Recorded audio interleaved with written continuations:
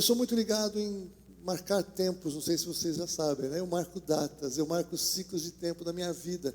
E isso tudo me traz muita compreensão de como Deus trabalha em ciclos de tempo. A Bíblia tem uma figura muito clara, que é a figura da agricultura. A Bíblia tem muitas realidades espirituais apresentadas, associadas a semear e colher, associadas a ciclos de tempos, associadas a estações. E Deus é um Deus de estações, de ciclos e de tempo e de ordem. Nada do que você vive na sua vida é aleatório. Tudo que você vive, de alguma maneira, você está se alinhando com princípios e verdades da palavra de Deus. Até mesmo quem não crê na palavra de Deus vive e experimenta resultados da palavra de Deus sem a revelação, porque a palavra de Deus, ela governa a tudo e a todos. Até mesmo os que não creem são impactados pelas verdades da palavra de Deus na sua vida, só que não tem revelação, andam em trevas, e quando andam em trevas não conseguem compreender o que o Senhor está fazendo. Mas não é para nós vivermos dessa maneira. Nós temos que abraçar toda a revelação da palavra,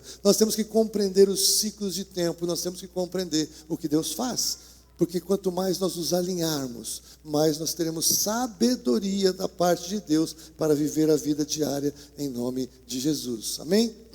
Então veja, nós estamos vendo um tempo que nós percebemos que algumas quartas-feiras atrás o Senhor começou a se mover no nosso meio com muito mais liberdade e poder do Espírito Santo. Tivemos quartas-feiras memoráveis aqui. Tivemos uma quarta-feira que nós saímos daqui 11 horas da noite, não porque eu obriguei todo mundo a ficar, mas porque ninguém queria ir embora para não perder nada do que o Senhor estava ministrando nas nossas vidas, do que o Espírito Santo de Deus estava fazendo aqui. Então todas estas manifestações espirituais, elas dizem respeito ao quê? O mundo que nós vivemos, ele começa todo no espiritual, tudo na parte de Deus. O Senhor existia eternamente e ele cria primeiro os céus e depois a terra. No princípio criou Deus os céus e a terra. O Senhor colocou ordem já na sequência da criação. Algo acontece no céu e depois acontece na terra. Nossas orações são respondidas no céu e depois elas se estabelecem e se manifestam na terra. Todas as ordens, os mandamentos, os controles que há da parte de Deus sobre as nossas vidas começam no céu.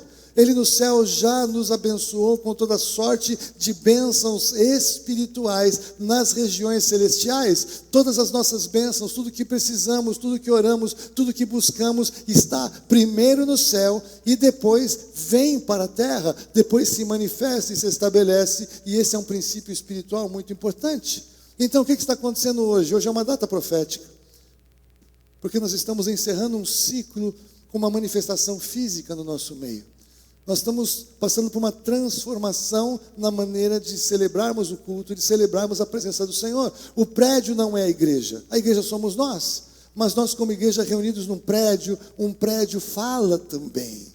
Deus fala através de todas as coisas. Então é um momento de transformação, é um momento de mudanças, é um momento de renovação pela pintura, pela mudança de como algumas coisas estão estabelecidas, pelos acabamentos de algumas coisas que estão no nosso meio. São verdades espirituais e se nós não entendermos assim, perderemos o melhor da festa. Por quê? Porque nós como igreja, desde o começo, glória a Deus, nós somos uma igreja que semeamos muito para fora. Uma vez que nós trocamos aparelhagem de som, nós semeamos todos os equipamentos de som. Nós já demos instrumentos, nós já demos mobília. À medida que Deus ia nos dando, nós fomos semeando, nós fomos abençoando, fomos dando. E esse é um princípio espiritual que em algum momento nós vamos colher. E é muito legal, a Suzana está aqui, a Cláudia também, porque elas são as portadoras desta bênção. Alguém se levantou para semear algo no nosso meio, para começar um movimento de reforma em curso, porque não estava na nossa programação como igreja fazer isso agora.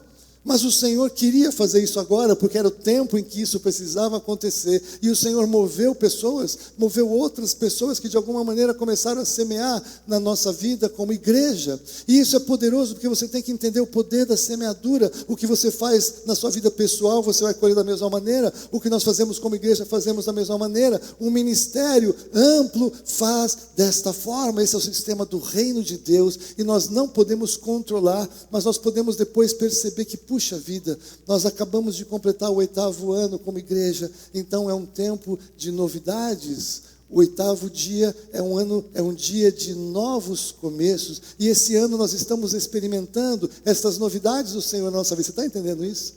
Então é importante a gente entender os tempos e as épocas para estarmos alinhados com o Senhor, porque depois desse tempo de colheita, começa um novo tempo de semeadura. Então é importante você semear quando é hora de semear com mais revelação, para quando é tempo de colher, você possa colher também, e isso possa ser uma verdade que você entende, que você discerne. Mas o que o Senhor pôs no meu coração acerca desse tempo? Nós vamos caminhar para um tempo de excelência como praticantes do Evangelho de Jesus, neste endereço, em nome de Jesus. Agora eu estou fazendo só uma declaração profética, mas eu vou fundamentar o que eu estou colocando, porque eu espero depois, quando eu falar isso no fim do culto, você fala, glória a Deus, é verdade, que você entendeu. Amém? Por enquanto eu estou semeando na sua vida, no seu coração, alguns princípios para você entrar no contexto comigo. Então eu vou te convidar para você abrir a sua Bíblia comigo no livro de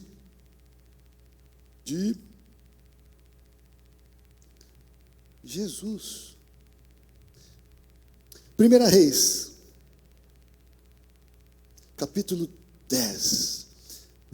E nós vamos ler a partir do versículo 1 até o 13.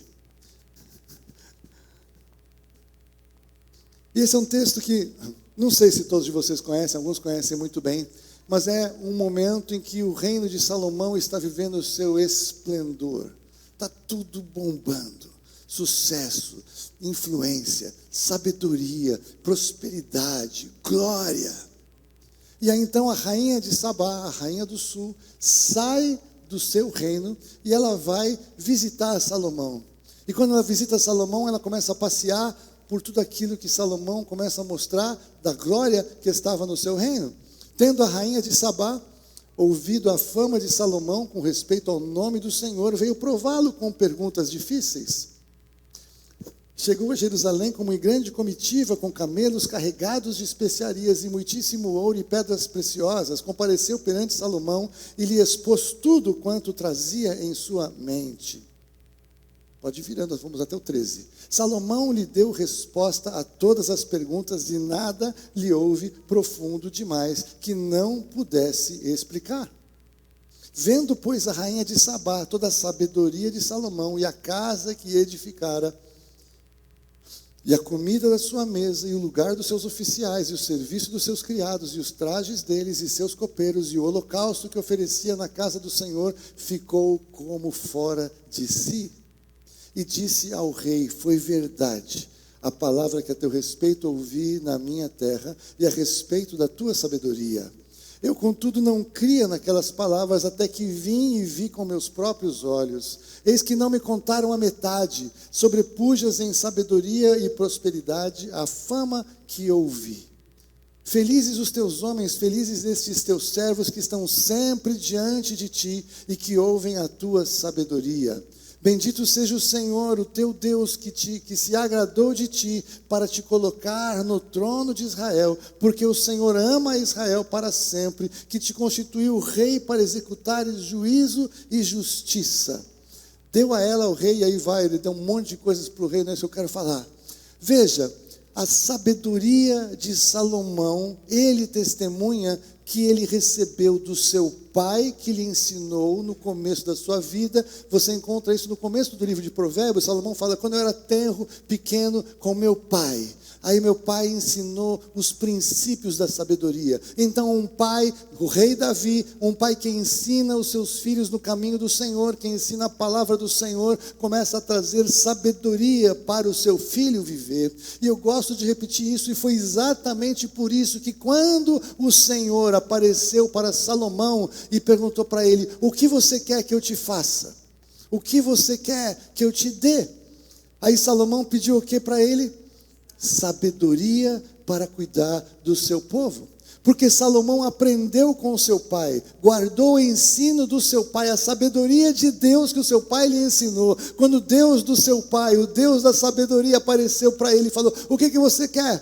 Sabedoria para cuidar do teu povo. Deus se agradou porque falou, alguns iam pedir riquezas, outros iam pedir a derrota dos inimigos, outros iam pedir pontinhos, Mas porque você pediu sabedoria, eu não somente vou te dar sabedoria, como eu vou te dar todas as outras coisas. E o reino de Salomão manifestava a excelência da sabedoria de Deus. Tanta sabedoria e tanta excelência que desde aquele tempo até hoje, muito se fala ainda da sabedoria de Salomão, da riqueza de Salomão, dos segredos de Salomão, e muitas pessoas que não entenderam nada do que aconteceu, continuam procurando os tesouros do rei Salomão, por as informações do Salomão, os segredos de Salomão, e não entenderam que Salomão foi quem foi por conta do Senhor.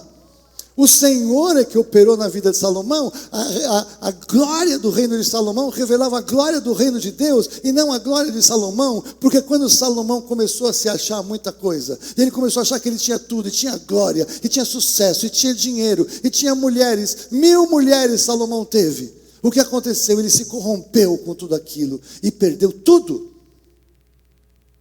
Perdeu o mais importante, a presença do Senhor. Deus tirou dele o reino, manteve o reino para o filho dele por conta de Davi e não por conta dele. Salomão, com aquela riqueza, aquela glória, perdeu tudo diante do Senhor. E muitas vezes muitos crentes ficam ligados mais nessas coisas materiais do que nas coisas espirituais, que revelam as materiais e não o contrário. Começam a pensar aqui embaixo e não pensar lá em cima. Perdem a revelação de onde vem tudo e onde nós temos que estar conectados, e começam a se conectar com todas as coisas. Alguns irmãos constroem palácios. E Deus fala que Ele não habita em templos feitos por mãos humanas. Ele habita no coração. Mas no nosso lugar de reunião, nós temos que ter Ele em ordem. Porque isso revela o cuidado que nós temos com a casa do Senhor. Mas não é importante a casa do Senhor em primeiro lugar. É mais importante a casa do Senhor em primeiro lugar.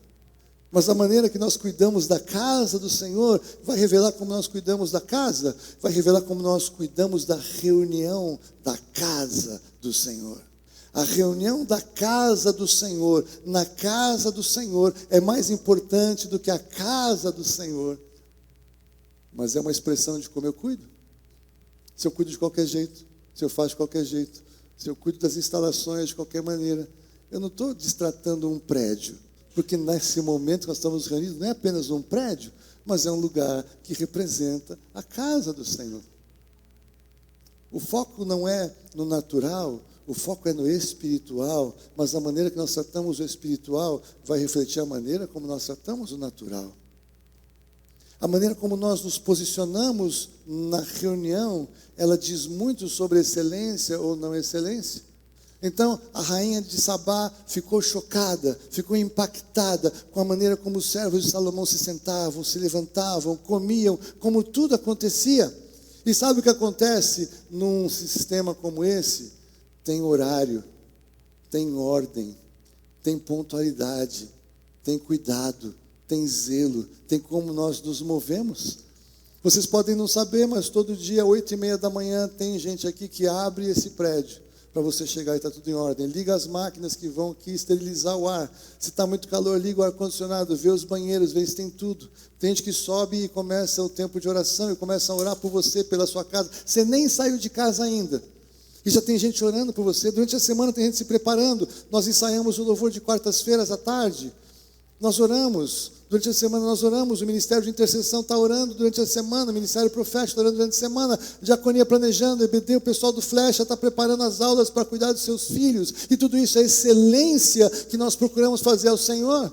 Agora é uma excelência que se perde quando você não valoriza isso. Meu maior sonho como pastor dessa igreja é um dia chegar 10h30 da manhã, a gente começar o culto e está todo mundo aqui, porque isso é pontualidade, pontualidade é excelência. De uma certa forma, atraso é uma linguagem do corpo, falando o seguinte: eu não estou muito afim de ir, então eu vou me atrasar com o que eu puder, para ter uma explicação de por que eu não vou chegar na hora. Porque no trabalho a gente chega na hora. Por quê? Ah, pastor, você está louco? Eu não quero perder meu emprego, eu não vou ser descontado do meu salário. E você vai chegar diante de Deus, você pode chegar de qualquer jeito, que Ele vai tratar você de qualquer jeito, está tudo bem? Não que você faça por merecer bênçãos.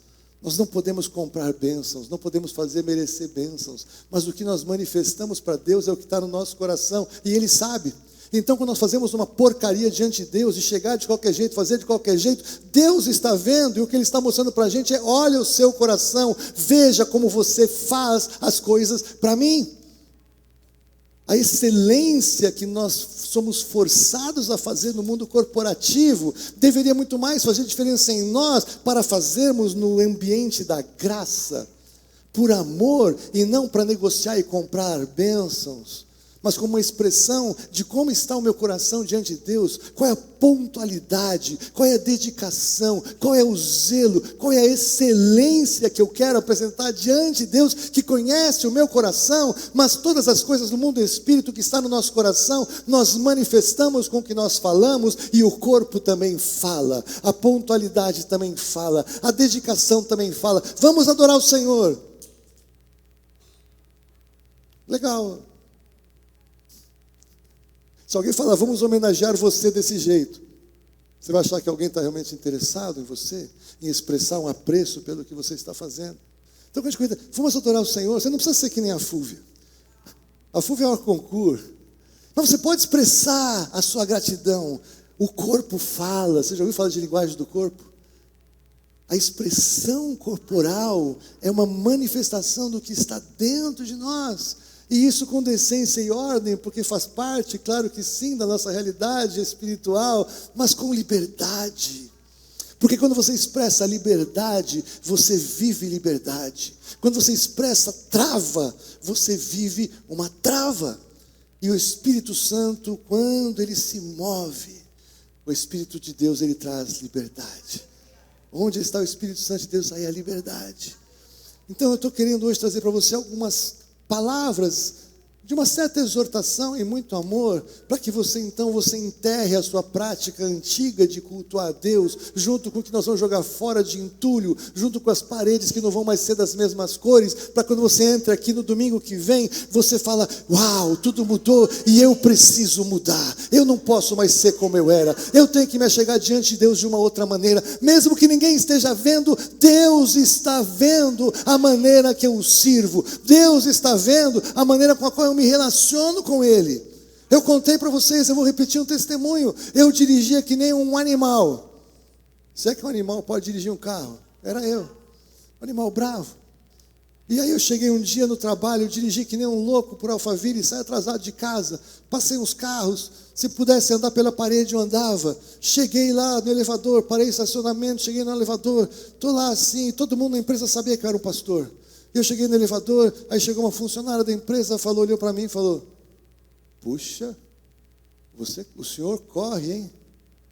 Aí eu parei, eu falei: meu Deus, o que ela viu do que eu fiz? Que mau testemunho, o que vão pensar de mim? E naquela mesma hora o Espírito Santo falou no meu coração: eu vi. Se a gente só está preocupado com o que as pessoas acham, nós estamos religiosamente errados. Porque Deus vê o nosso coração. Então a gente pode estar aqui na frente assim: aleluia, glória a Deus, e o coração falando: ai caramba, não acaba mais esse culto, eu tenho que ir embora, eu tenho um compromisso. Não é porque você vê alguém aqui adorando, que necessariamente está adorando, porque Deus vê o coração. Mas o que é exterior deve conectar com o interior. Não é assim que nós somos salvos. Se nós cremos, nós falamos. E porque nós cremos e falamos, a salvação opera. Se nós cremos em cura, nós cremos em cura, confessamos cura e vai se processar. Não é falar a frase direitinho, ou falar a frase certa, ou falar a frase falando forte, ou falar franzindo a sobrancelha, mas é manifestando algo que é real no coração. Porque se não for real no coração, não tem poder. Mas então o que nós vamos ver como igreja, como excelência? O que está no nosso coração é a palavra de Deus. E nós expressamos a palavra de Deus. A nossa adoração interior é a nossa adoração exterior. A nossa maneira como nós entramos por aquela porta, como nós abraçamos, ou cumprimentamos, ou profetizamos na vida dos nossos irmãos, é uma expressão de que o Senhor está no nosso meio. Quando nós chegamos então e buscamos ao Senhor com interesse de coração, com integridade, nós estamos manifestando a verdade do Senhor em nós. Estamos expressando declarando que cremos em nome de Jesus. Eu quero profetizar um portal hoje, quando você sair dali. Você vai sair, vai deixar tudo que é velho aqui, em nome de Jesus. E no próximo domingo, quando você entrar, você vai receber tudo que é novo aqui, em nome de Jesus. Mas isso é profético, não é mágico. Não é que agora tem um portal lá, vai ter os intercessores e vão. Não, é simbólico, é profético. Mas você pode e deve aproveitar um momento como esse e fazer uma mudança na sua vida. A partir do domingo que vem, eu vou acordar meia hora mais cedo, em nome de Jesus. E vou chegar na hora. Por quê? Porque quando eu estou desesperado, eu tenho uma data, eu tenho um dia que eu preciso que o Senhor faça um milagre na minha vida. Se Ele for me tratar como eu mereço, Ele vai atrasar também. Deus não faz isso. Mas já imaginou se fizesse? Se Ele nos tratasse como nós merecemos? Se Deus nos tratasse como nós merecemos, nós estávamos no inferno. Porque nós não fizemos nada para merecer a salvação. Nada, nada, nada. Aliás, nós só fizemos coisa errada para piorar a pena. Se a gente vai ficar, a gente não. Quem rejeita faz tanta coisa ruim que ainda vai ficar mais tempo no inferno, porque piorou a pena, como se fosse possível piorar uma pena no inferno. Mas nós cremos na pregação do Evangelho de Jesus Cristo. Nós cremos na obra do Senhor na cruz do Calvário. E esta fé no coração confessada é poderosa para salvar pela graça, pela bondade do Senhor, pelo poder da obra de Jesus na cruz de Cristo. Uau! Quando ela começa, a rainha, então, no versículo 3, Salomão lhe deu resposta a todas as perguntas, e nada lhe houve profundo demais que não pudesse explicar.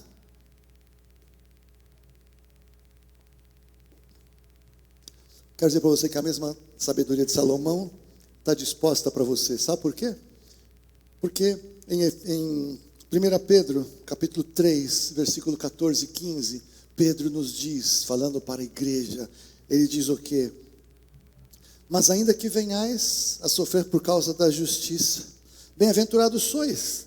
Não vos amedronteis, portanto, com as suas ameaças, nem fiqueis alarmados. Antes, santificai a Cristo como Senhor em vosso coração, estando sempre preparados para responder a todo aquele que vos pedir razão da esperança que há em vós. A mesma sabedoria que Salomão teve para responder todas as perguntas está sobre a sua vida, se você tem o Espírito Santo de Deus e se você tem a Bíblia na sua casa. Alguns têm a Bíblia trancada no criado mudo e não oram no Espírito. Não terão as respostas preparadas para dar. Mas aqueles que se aprofundam no estudo da palavra, aqueles que se dedicam a conhecer, aqueles que se dedicam a conversar com as pessoas e perceber o tipo de perguntas que você precisa estar preparado para saber, vai estar fazendo a vontade do Senhor. Então, com excelência, eu quero profetizar sobre a vida de vocês, que qualquer pessoa que entre neste endereço e sente do seu lado e não entenda alguma coisa do que está sendo pregado, vai perguntar para você o que ele está falando e você vai saber responder em nome de Jesus, não somente porque você sabe, mas que você vai estar prestando atenção na pregação que está sendo proferida, declarada aqui deste púlpito, e você fala, eu não estava prestando atenção, desculpe. Já imaginou? O visitante chega do seu lado e te pergunta, você está fora do ar? Não sei, estou em outro lugar. Você tem que estar aqui. Gente, nós temos 2 horas por semana para combater 22 horas de inferno na sua cabeça, todos os dias, se você dormir só 2. Está tudo aí contrário à palavra do Senhor. Para saber as respostas, tem que estar alinhado, tem que estar fundamentado, tem que conhecer, está na Bíblia, está na sua mão. Tem gente em países que choram quando recebe uma Bíblia. Vocês já viram aqueles vídeos? Tem lugar que não tem facilidade de ter a Bíblia, tem gente que tem a Bíblia em casa, entra o sistema do governo, leva a Bíblia, é capaz de prender ou de matar o cara, porque tem uma Bíblia em casa. E alguns de nós temos 14, 15, várias traduções, Bíblia de estudo, Bíblia da mulher, Bíblia do homem, Bíblia do filho, Bíblia do pai, Bíblia do empresário, Bíblia do empreendedor, Bíblia do não sei quem. Todas fechadas, lindas, empilhadas, guardadas numa estante. Então quero convidar você a ter uma excelência de vida cristã.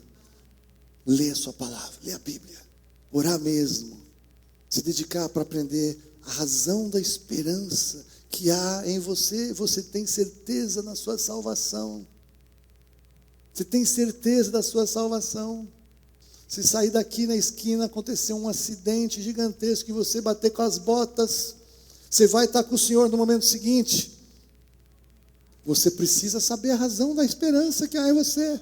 E não, Haroldo, acho que não, porque hoje não teve ceia. Por que você é salvo? Por que você tem certeza da salvação? Faça a Bíblia de capa a capa. Venha terças-feiras. É na sua casa, você clica lá, você passa uma semana inteira clicando um monte de porcaria. Clica lá para fazer parte, para participar da reunião com a gente. Segunda de homens, terça, Bíblia de capa a capa. Terça tesouros, Bíblia de capa a capa. Quinta-feira, quarta-feira, nessa quarta reunião de oração na sua casa. Vem orar. Em nome de Jesus. Se você está entendendo o que eu estou falando. Porque vem um tempo novo. E você precisa fazer parte. Nós precisamos estar juntos em nome de Jesus. Veja.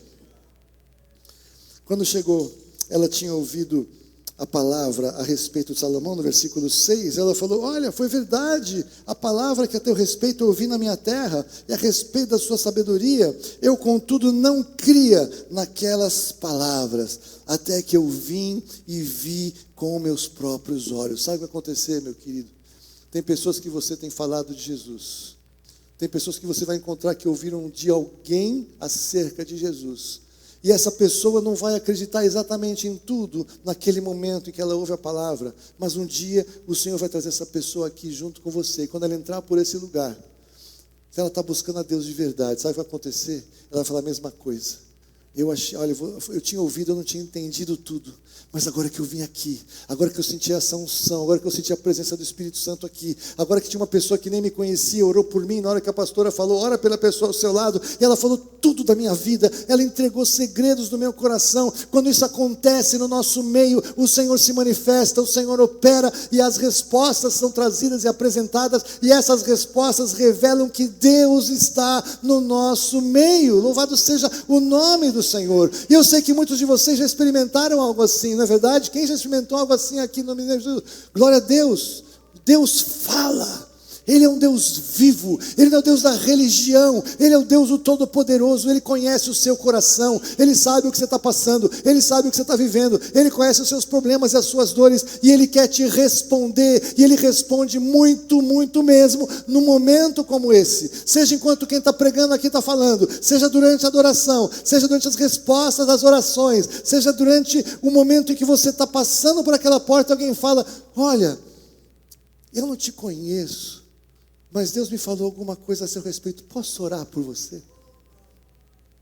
Isso não é só para os profetas da igreja. Nós temos um momento em que as únicas pessoas que vão ministrar são as pessoas autorizadas. A gente não quer que qualquer pessoa ponha a mão em quem quer que seja. Tem momentos que a ministração venham só os pastores, venham só os intercessores. Isso é ordem de culto, isso é uma bênção. Quando isso acontecer, não faça nada. Ah, mas Deus me deu uma palavra. Não deu. Segura com você. Porque depois ou Deus vai tratar com quem estava na liderança da reunião, ou você vai perceber que você ia falar alguma coisa que não era verdade. Ordem é importante, mas você abençoar alguém na saída, quando acabou a parte do culto, e se Deus te usar, seja usado, em nome de Jesus, com sabedoria, com zelo. Então veja, a Bíblia diz aqui também, em 1 Reis, no capítulo 10, no versículo 9, bendito seja o Senhor teu Deus, que se agradou de ti. A rainha, ela entendeu que o que acontecia com Salomão não era de Salomão, mas era a manifestação do Deus dele sobre ele. Quando alguém entra aqui e receber uma palavra e perceber adoração, vai falar o quê?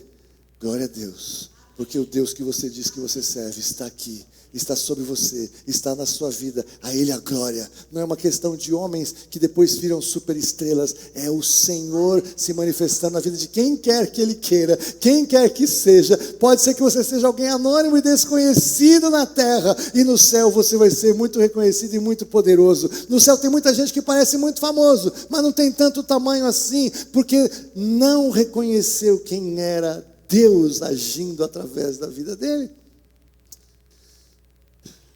Mas o que ela diz é interessante, porque ela continua, para te colocar no trono de Israel.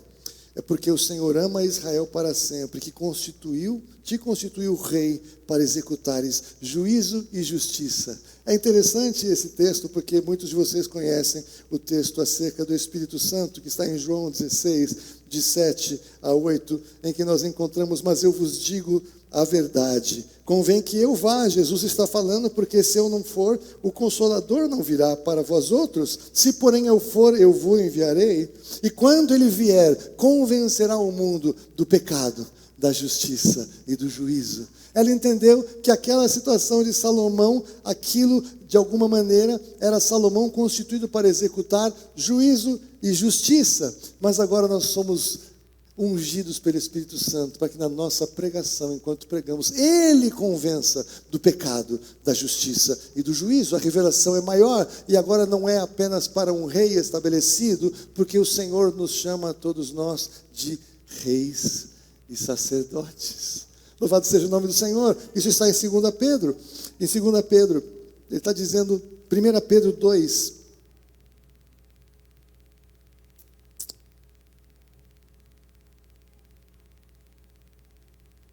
eu perdi a marcação, mas é 2, 7, 8, por aí, Marcão, põe o 7, 8. Vós sois raça eleita, sacerdócio real, nação santa, povo de propriedade exclusiva de Deus, para anunciar acerca dele. Nós não precisamos de títulos ou cargos reais ou heranças reais. Nós somos co-herdeiros com Cristo. Nós reinamos com o Senhor, reinaremos com Ele. Louvado seja o nome do Senhor. Aqui está 2:9, para anunciar, proclamar as virtudes daquele que vos chamou das trevas para a sua maravilhosa luz. Mas veja, na verdade, eu quero caminhar para fechar. Vocês já entenderam o Espírito, e agora eu quero que seja muito mais profético do que de ensino, mas eu preciso fazer a transição. Abra, por favor, no Evangelho de Lucas, capítulo 11, 31, porque muita gente, se eu falasse assim, hoje eu tenho aqui a chave de Salomão, do reino, da glória, e eu vou compartilhar com quem ofertar R$1.000, R$2.000, a chave de ouro é R$5.000, a chave com pedra, R$10.000. Talvez muita gente... Não é essa a chave. Não é essa a chave. A chave que Deus nos dá, a chave do reino, nós não compramos. A chave do reino de Deus, nós não podemos pagar por ela. A chave do reino de Deus foi paga por alto preço. Jesus pagou. E Ele nos dá acesso ao seu reino pela fé, pela revelação da sua palavra, sim, pelo zelo que nós queremos aprofundar a nossa experiência com Ele. A rainha do sul se levantará no juízo com os homens desta geração e os condenará, porque veio dos confins da terra para ouvir a sabedoria de Salomão. E aí Jesus diz o quê? E aqui está quem é maior do que Salomão. Louvado seja o nome do Senhor. Querido, querida, se nós perdemos a revelação de quem nós somos, de quem nós servimos, de por que nós estamos aqui, vai fazer outra coisa domingo. Não vai reunir, não gaste tempo se você está buscando esse tipo de coisa. Esse tipo de coisa enriquece a poucos, enriquece os manipuladores de verdades espirituais em troca de dinheiro. Isso não é o reino de Deus. Isso é o reino pessoal e particular de pessoas que manipulam. E posso dizer uma coisa? Não é surpresa para ninguém. Falar, eu vou parar, porque eu estou escandalizado que tem gente fazendo isso. Vale a Bíblia. Deus disse que isso ia acontecer, e cada vez mais, com mais intensidade nos últimos dias, falsos profetas, falsos pastores, falsos mestres que farão negócio de vós. Então isso acontecer, Deus não está pego de surpresa. Ele já disse que seria assim, e essas pessoas que fazem esse tipo de movimentos estão cumprindo a Bíblia, que deveriam pregar, que deveriam crer, que deveriam viver, mas não estão fazendo.